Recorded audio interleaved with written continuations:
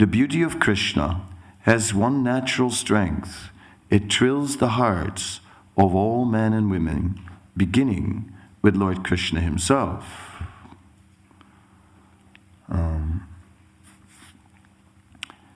Text 148. Shravane darsane karshe sarvamana apane ashvadita Krishna karene jatana. All minds are attracted by hearing his sweet voice and flute, or by seeing his beauty. Even Lord Krishna himself makes effort to taste that sweetness. E madhuryam ritapaya shadaye kare Trishna shanti nahe Trishna badanirantara. The thirst of one who always drinks the nectar of that sweetness is never satisfied. Rather, that thirst increases constantly. Atripta hayakare vidira nindana avidakti vidibala najanasri jane. Such a person, being unsatisfied, begins to blaspheme Lord Brahma, saying that he doesn't know the art of creating well and is simply inexperienced. Koti netre Adi-lila shabadila dui tahate nimesha Krishna ke dike bamuni. He has not given millions of eyes to see the beauty of Krishna. He has given only 2 eyes, and even those eyes blink. How then shall I see the lovely face of Krishna? Atati yad bhavan ani kananam truti yugayati tam apasyatam kutila kuntalam shimukam chate jada udiksatam paksmakritdrisam. The gopis said, O Krishna, when you go to the forest during the day and we do not see your sweet face, which is surrounded by curling hair, half a second becomes as long as an entire age for us, and we consider the Creator, who has put eyelids on the eyes we use for seeing you, to be simply a fool. This verse is spoken by the gopis in Srimad Bhagavatam 10:31-15. So, in this particular portion of the chapter of the Chaitanya Charitamrita, we're discussing the confidential reasons for the Lord's appearance, in particular that he came in the mood of Srimati Radharani. And for one, he came to experience the love that she was feeling for him. And another thing he came to experience was his own sweetness. And now, in this portion of the chapter, we are discussing how Krishna is experiencing his own sweetness. Let me just quickly. So,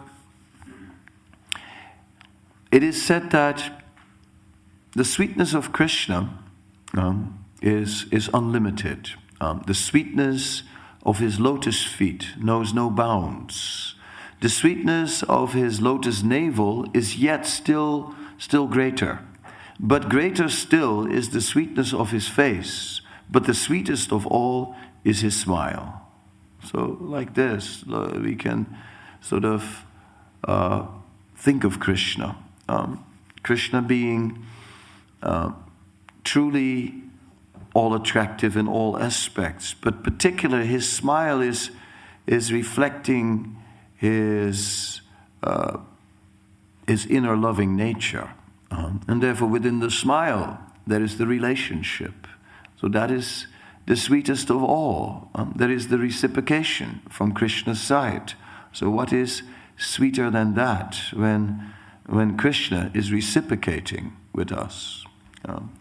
So here we're seeing how the devotees are on the pure platform, are just becoming more and more captured by Krishna. It is mentioned that Radharani is like a mirror who is reflecting the unlimited qualities of sweetness of Krishna.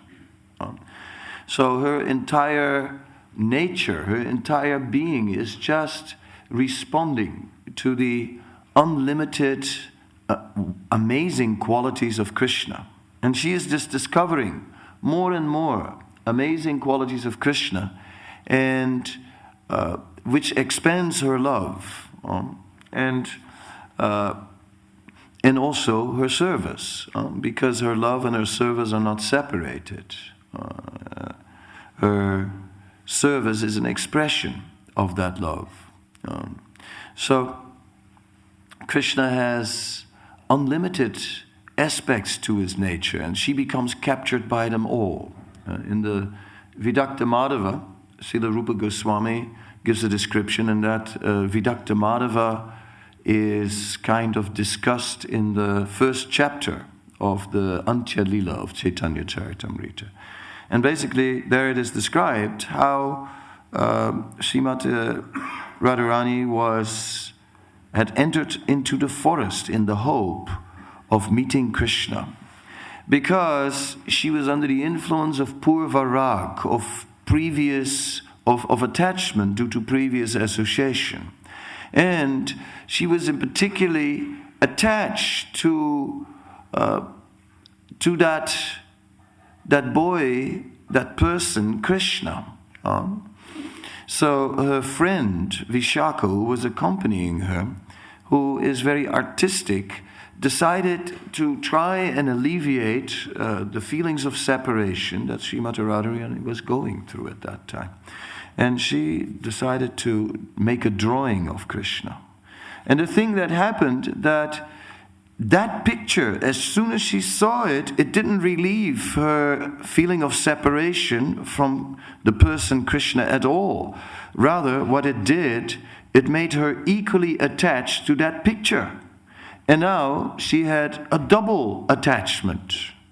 And then, as she was struggling with this double attachment, an attachment to the form of Krishna and an attachment to the picture of Krishna, and it was very complicated because both of these attachments were pushing for prominence in her consciousness. And so there was an inner battle going on, and just then Krishna blew his flute, and then she became totally attached to that sound as well and said, "What is this sound? What is it?" And then she experienced a total turmoil of being totally emotionally overwhelmed simultaneously to three personalities. And she said, "I have become simultaneously attached to three personalities with equal intensity. And all these attachments are fighting with one another. Due to this, I am most unfortunate. I'd better give up my life." So we're seeing how intense the attachment is and how it's growing. We are attached to one thing, then we find something that's better, and the old thing, we never look at it again and say, "Hey, and that's how it goes. So we jump from one thing to another. That is our nature. Always changing. Today attached to this one, tomorrow attached to that one. Here's my fourth wife, and so many other varieties, And then when you say four, I said, well, what can I do? I just had bad luck, No, it is just that restlessness. It's not a matter of bad luck. It's the restlessness of jumping from branch to branch, of going from here to there, chanchal. It is the restless nature of the conditioned soul who is never satisfied with anything and continuously looking for new kinds of pleasure. Sounds familiar, doesn't it? Yes. We are all experiencing that. So, one interesting point in this narration that is being made is that Srimati Radharani, when she is becoming captured by Krishna's unlimited sweetness and is discovering more and more of his unlimited qualities, is through that becoming more and more purified. Purified in the sense that her love for Krishna is increasing. Just as I explained it with the example of the Vidakta Madhava, first she loved the form of Krishna, then she loved the form and the picture of Krishna, then she loved the form, the picture and the flute of Krishna, and it goes on like that. In this way, her love is ever increasing and never diminishing, but only increasing and increasing and increasing. So, and Krishna's sweetness, it is said, is in competition with the mirror which is embodied by Srimati Radharani. So in this way, she is spiritually advancing eternally. So this is really quite something. When we are, for a moment, then take a step back and look at ourselves in our own mirror, then we see a living being who has become deeply entangled in sinful reactions, and who is now trying to become purified from the sinful tendencies that are the result of the unmanifest sins that are still stored in the heart. So we are caught up between prarabdha and aprarabdha karma. Prarabdha karma means that here we are in this body, the hunk of flesh, which has all its faults. Right? If you just go around the room and ask everyone what's wrong with them, this one has a hole in the heart, that one has a stomach which is only half has been cut away, another one has a knee replacement, some walk around with half a brain, and that's pretty good these days, and it just goes on and on, you know. This one has false teeth, and it's inconceivable what's wrong with people. But it's not surprising, because we are deeply steeped in sinful reactions piled on top of each other, and it's just emerging again in another wart on our nose, right? Or so many other sinful reactions are emerging, and we are walking around like that, a bundle of sin, right? You know, trying to chant Hare Krishna, right? Kind of a little difficult. It is, you know. We're cross-eyed because we haven't been given proper eyes, and so on. You know, you have to be careful with every bite of prasadam that you don't lose one of your teeth. This is the nature of sinful teeth. So it's difficult. It's difficult under the current circumstances to serve Krishna with the tools that are at our disposal. So this is us. So we are desperately hoping to be purified. Somehow or other, we are praying to Krishna, please, please, please help me. Lord Nrsingadev, please protect me, especially from myself, from my lower nature. Please, please, please give me the strength. And these are our daily prayers, these are our prayers from second to second, and by these prayers we're still hanging in there. And Lord Chaitanya sort of supports us. The devotees, they drag us along as we limp on the spiritual path. That is kind of sketching our situation in contrast to Srimati Radharani.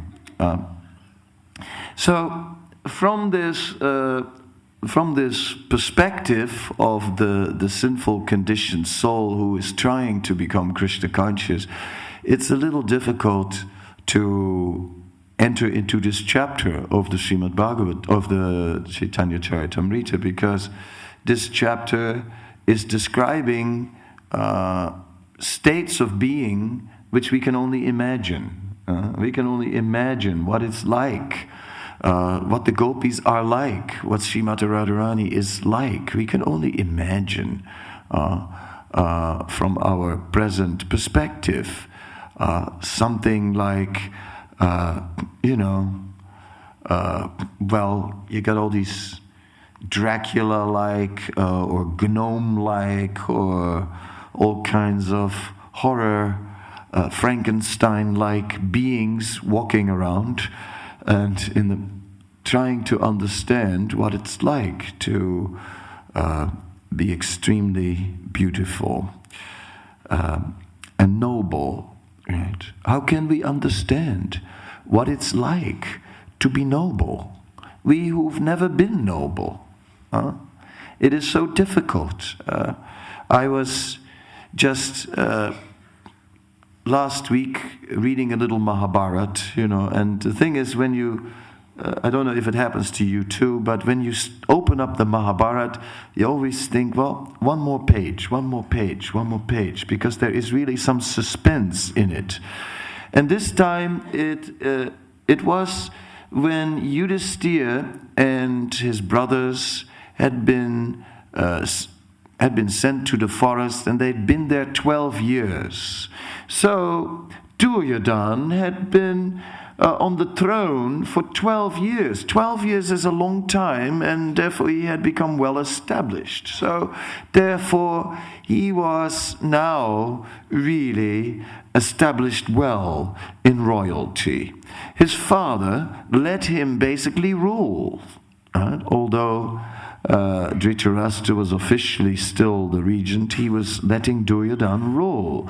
So for all practical purposes, Duryodhana was the king, and thus living in royal opulence. So his friend Karna had a great idea. He said there was a rumor that the Pandavas were in a particular forest, and he thought, we could go there and we could just show off our royal prowess and just rub it in a little bit to the Pandavas, make them feel like even more miserable than they already are.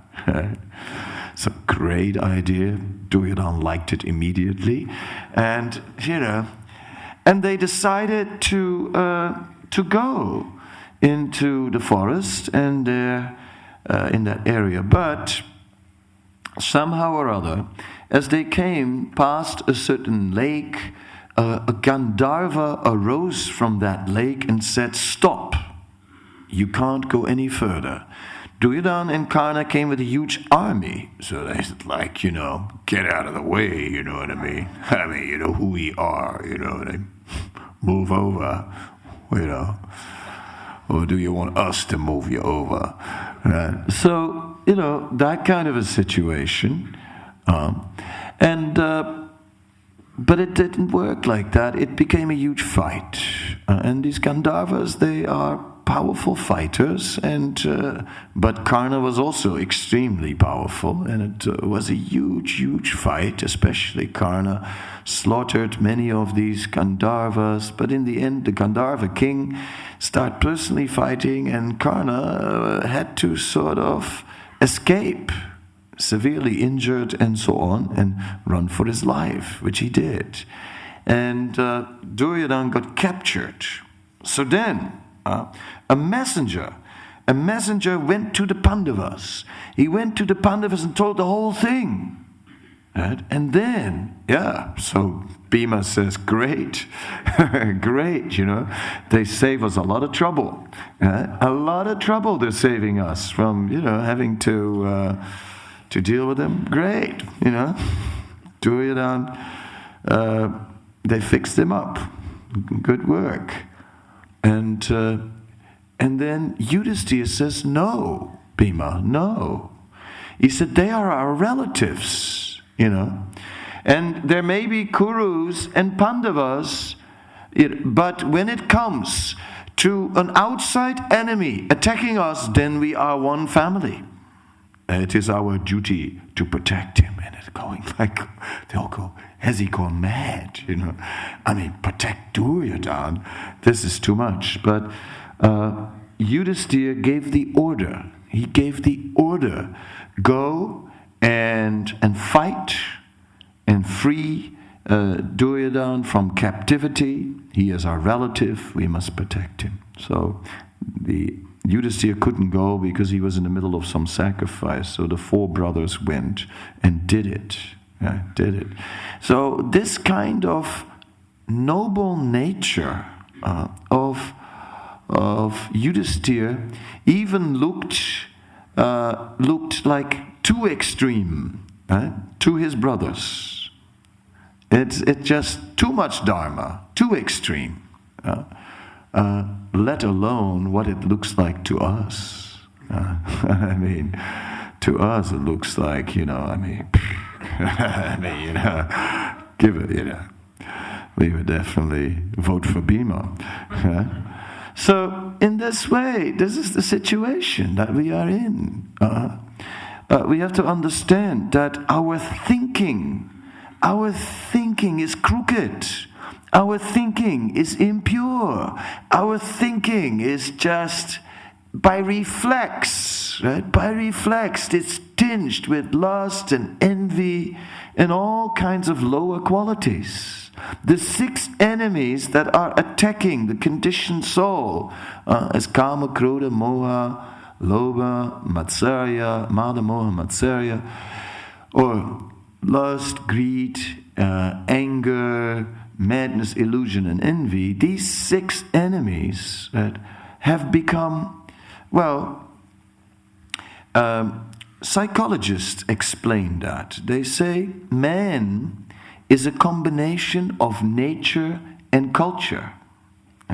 And these two, the culture is lying on top of the nature. And then the two have kind of merged so much that it's practically impossible to separate them. These 6 enemies have become so much part of our being. It's almost impossible for us to separate ourselves from them. Again and again, we are being influenced. In this way, we have to think. I also like, since I'm talking Mahabharata, I may as well stay there for a little while. I also like the story of King Nala and Damayanti, who appeared in not in Kali Yuga, in another Yuga, but and Nala was an extraordinary king, and Damayanti very beautiful and pious and so on. And at one point, Indra desired to marry this Damayanti. Well, Nala was deeply impressed by Damayanti, and he was on the way to the Swayamvar. Yes. So then Indra appears before him. And Indra appears, and Indra is suddenly there. Nala offers obeisance. Indra says, yes, I will bless you. Nala says, how can I serve you? Anything. All right, well, actually, now that you're offering, I have something to do for you. Could you go to the Swayamvar of Damayanti as my representative and ask her for her hand? And Nala says, but I myself was going to the Swayamvar of Damayanti. He said, you gave your word. So it's like heavy manipulation there, and politics, serious. Anyway, the whole thing was that Damayanti, she didn't care. When he came to as a messenger of Indra, then Damayanti said, no, you can tell Indra. She saw through the whole thing. She said, you can tell Indra that I thank him very much, but that my heart has already been given to someone else, and that therefore I cannot accept his offer. You can tell him that I will accept only you. She said to Nala. So anyway, after that, Indra was waiting on the road and said, so Nala, what did she say? And Nala completely told the whole truth and nothing but the truth, and so may God help us and swear on the Bible and the Bhagavad Gita and everything type of truth, which no one would have done in this age. But he did. He told everything, and then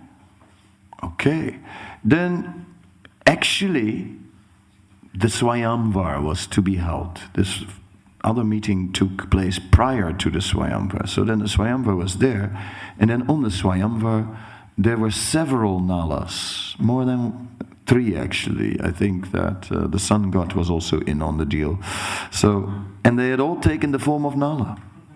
And then Damayanti stood there and said, may on the strength of my piety, of if I have any punya at all, then on the strength of that punya, may now it be revealed who is the real Nala. And then the other ones, they just took their original forms. And she said, I choose this one, gave him the garland. So, Indra then accepted it. He was okay. But later, Kali, it is described, who is the lowest of the celestials, he went to Indra and he said, well, this was really too much.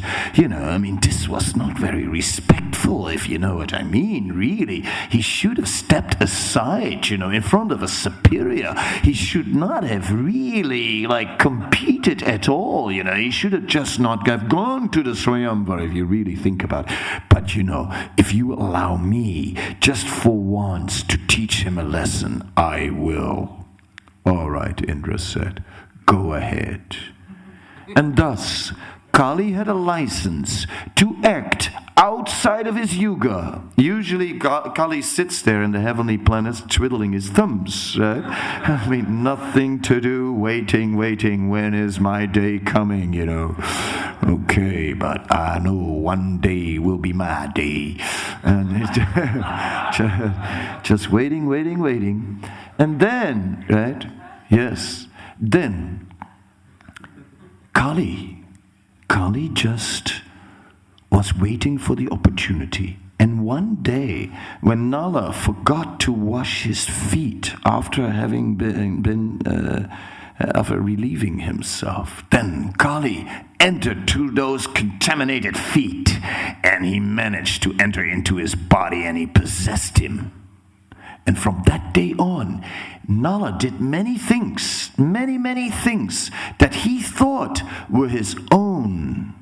He took many decisions and he thought, these are my decisions, this is my taste, this is what I want, but actually he was possessed by Kali. It's very interesting how he became possessed by Kali. Especially if I think, iti sodasakam nam nam Kali kalmasanasanam, that by the chanting of these 16 syllables of the Hare Krishna Mahamantra, the effect of Kali can be destroyed. So Kali possesses the living. So maybe some of us, maybe many of us, possibly almost all of us, are possessed by Kali.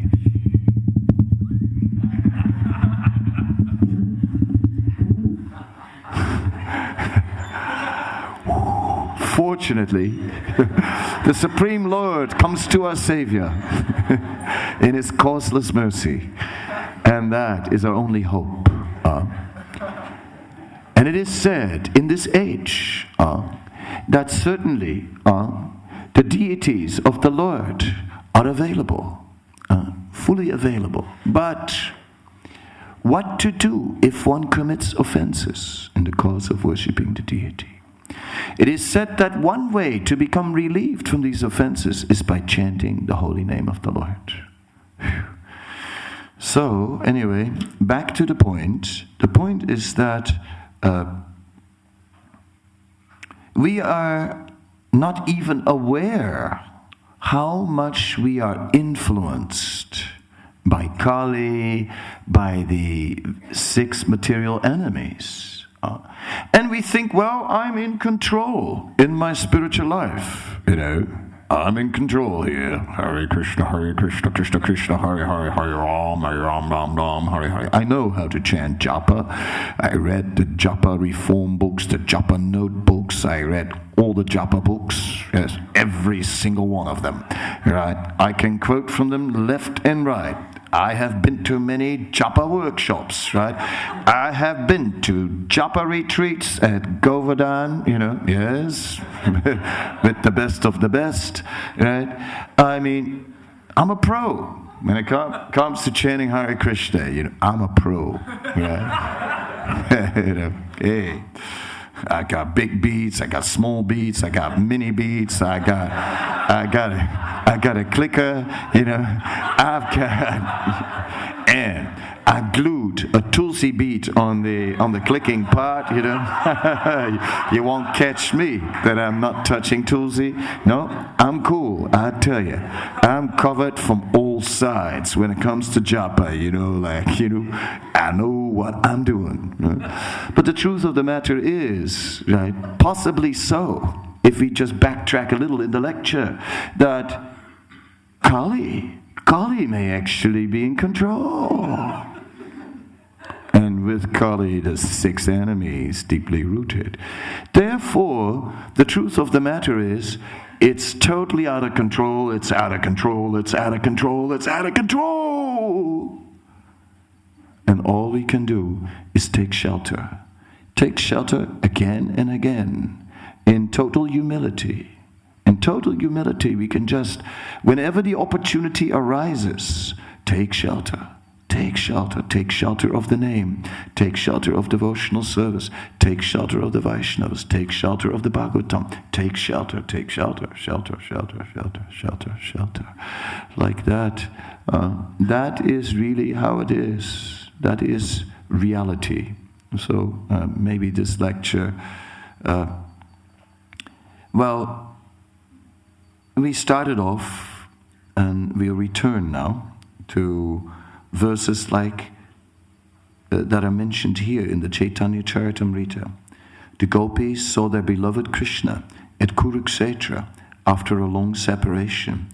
They secured and embraced him in their hearts through their eyes, and they attained a joy so intense that not even perfect yogis can attain it.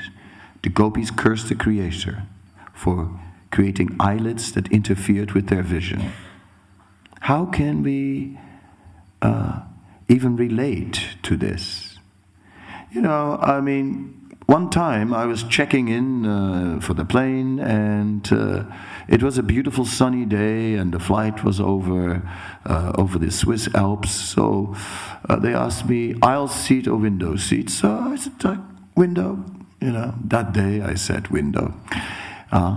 And I was sitting in front of the window and, sort of looking out at the view and this, that. But after a little while, I got tired of snowy mountains, and I picked up the Nectar of Devotion and I started reading. And it said that the gopis were not interested in seeing anything but Krishna. There I was, exposed again. Right?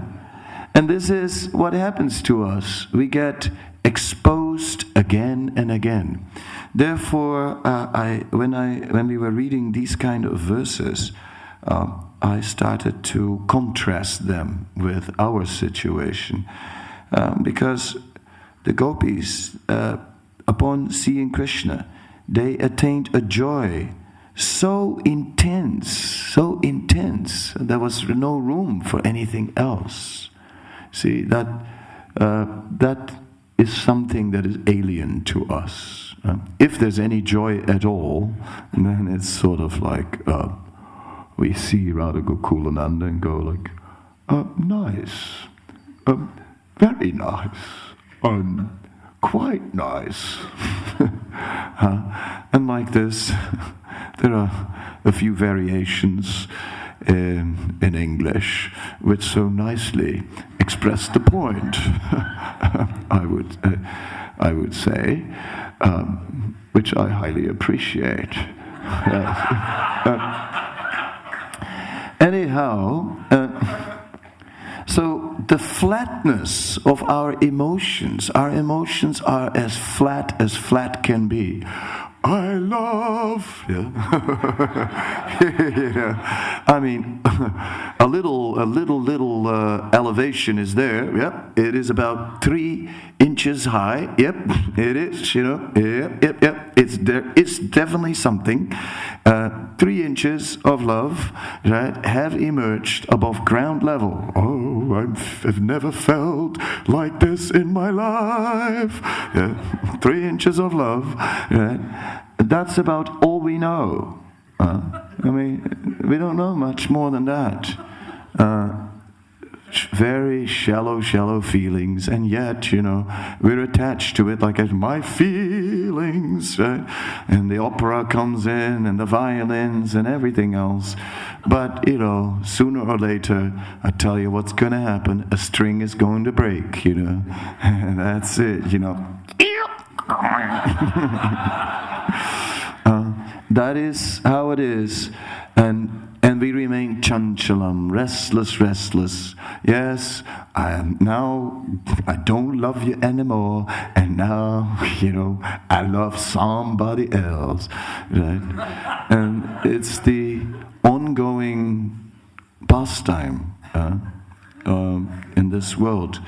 So we cannot take our personal experiences that serious at this point. We can just not put so much faith in these feelings and so on. We just have to focus on something else. Focus on devotional service. Focusing on somehow or other putting all our energy there and getting absorbed.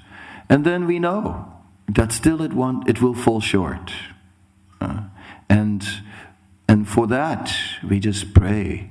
We pray for the mercy of Lord Chaitanya, Srila Prabhupada, and all the Acharyas, and so on, all the Vaishnavas, and we pray for their mercy. And it's by that mercy that somehow or other we can make it.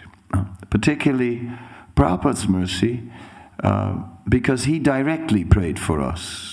Right? He prayed for us. He came to the Western world for the modern man, and he made the program for us, and he prayed for us. And his prayer still stands today. It's like me, somehow or other, by a quirk of fate, I was given the service of initiating disciples. And which basically means that I should be taking them back to Godhead. Yeah? I mean, that's what I'm supposed to do. Quite a feat, quite a long way to go. How to do it? Well, invested with the strength of the prayers of Prabhupada, that makes it a lot easier. Because Prabhupada already prayed to Krishna, please, take them all back, all these creatures, whatever they are, us, right? And in this way, it all works. In the front, the Panchatattva dancing in ecstasy with all their associates, followed by all the acharyas dancing, and in the back, all of us walking in the same caravan, somehow or other, we're also there, and all going to the same destination. It's a miracle. There's no other word for it, right? So we're all part of that miracle, and simply we are able to be successful by the mercy of all these great personalities who are our predecessors and who are carrying us back to Godhead. Okay, and then we can gradually come to the eternal pastimes of the Lord, and gradually we can really begin to understand the spiritual depth of the eternal resonance of the spiritual world. Now we are reading about it in this chapter and getting a little preview. We can't really understand, but we can try to imagine what it would be like if we could have so much love, right? If anybody could have so much love, we can try to imagine what it's like. That's all we can do now in our current state. And pray to Krishna to please reveal more, like that. And meanwhile, we follow in the footsteps. We take the spirit. When we talk Gopi Bhav, it's not that we immediately start, Radhe, Radhe.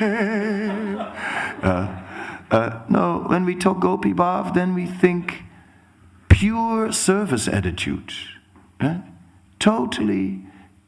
Total selflessness, total dedication, right?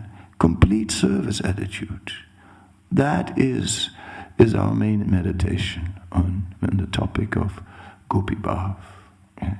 If only I could become like that selfish wretch that I am. Yeah. If only. At least if the desire develops, that's a step on the way. So, in this way, we are meditating to become also pure and selfless and completely dedicated. Well, these are some of the things that strike me when I read this chapter of the Chaitanya Charitamrita. Each time I read it, I think this is over my head. This is beyond my heart. This is, I can only pray for mercy as I'm reading. But from it, I understand a little bit the nature of the refinement of spiritual emotions. For example, I won't go on too long, but there is this reference how Radha and Krishna met in public, and Radharani was trying to hide her feelings for Krishna so that no elders would perceive, but she couldn't. Therefore, there was a slight little covered smile on the corner of her mouth. Krishna, of course, immediately spotted it, and therefore Krishna, in response, also smiled. Then she saw that Krishna had spotted the little smile that she had by his smile, and therefore her smile increased. And when Krishna saw that she had spotted, that he had spotted that she was smiling, then his smile increased. And when she spotted that Krishna had spotted that she had spotted that, and like this it just goes on and on and on. And in this way they just stand there just smiling. Right? In the material world, it's a little different, right? The smiling doesn't last very long. It quite fast gets down to the gross level, right? So, because we're so shallow, so just see the refinement and the depth of spiritual emotions we can only imagine. Okay, any questions, any comments?